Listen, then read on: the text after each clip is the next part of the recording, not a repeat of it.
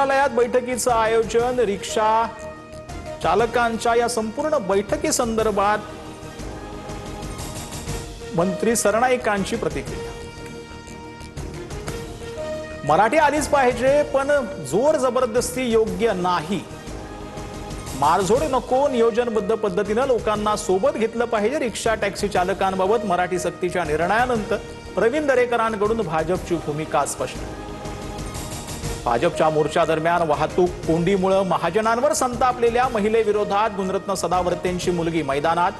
Jain सदावर्तेंकडून Worli police ठाण्यामध्ये महिलेविरोधात तक्रार दाखल। मंत्री महाजनांवर अर्वाच्य भाषेचा वापर केल्याचा आरोप।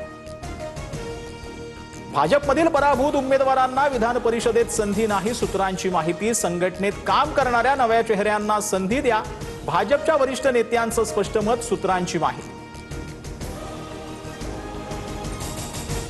विधान परिषदेच्या जागेसाठी उद्धव ठाकरेंच्या नावावर मविया आग्रही। काँग्रेस ठाकरेंना पाठिंबा दिला, राऊतांची माहिती। पक्षाचा निर्णय मान्य असल्याची पटोलेंची भूमिका, तर ठाकरे लढत नसल्यास जागा काँग्रेसला सुटावी, वडेट्टीवारांचं विधान। भोंदू मनोहर भोसलेला पुण्यातून सोलापूरच्या कुर्डवाडी पोलिसांच्या ताब्यात। जादूटोणाने फसवणुकीचा गुन्हा दाखल। भोंदू भोसलेनं रिअल इस्टेट व्यवसायात भरभराट आणण्यासाठी पूजेला 2 लाखांची मागणी केली होती।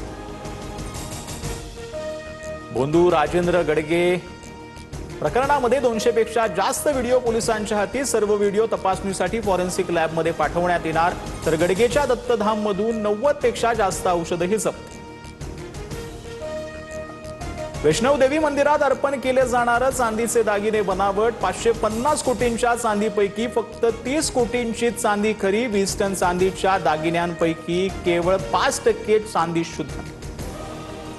रिझर्व्ह बँकेकडून पेटीएम पेमेंट्स बँकेचा परवाना कायमचा रद्द। ठेवीदारांच्या हिताला बाधा पोहोचवणारे कामकाज, आवश्यक अटींची पूर्तता करण्यात बँक सातत्याने अपयश ठरल्याने कठोर कारवाई। पेटीएमची बँकिंग सेवा पूर्णपणे बंद।